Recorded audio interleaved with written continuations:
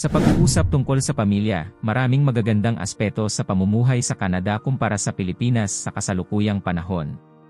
Sa Canada, kilala sila sa kanilang family-friendly na polisiya at benefits na nagbibigay ng suporta para sa pamilya.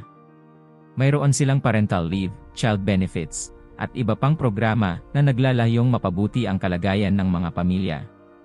Ang public education at healthcare system sa Canada ay malawakang suportado ng gobyerno na nagbibigay ng akses sa dekalidad na edukasyon at healthcare para sa pamilya. Isa rin sa mahalagang aspeto sa Canada ang safety at work-life balance na maaring magbigay ng ligtas at magandang kalidad ng buhay para sa pamilya. Sa kabilang banda, sa Pilipinas, malalim ang pagpapahalaga sa pamilya at relasyon. Ang suporta at banding sa pamilya ay mahalaga sa kultura ng Pilipino. Ang Pilipinas ay may rich culture at tradisyon na nagbibigay ng identity at sense of belonging sa pamilya.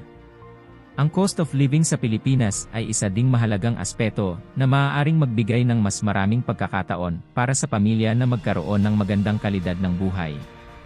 Sa kabuuan, ang pamumuhay sa Canada at Pilipinas ay may kanya-kanyang kagandahan pagdating sa usapin ng pamilya.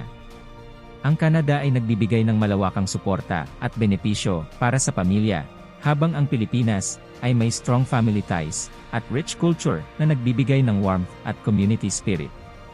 Ang pagpapasya kung saan mas maganda para sa pamilya ay depende sa mga pangangailangan, kaugalian, at priorities ng bawat individual.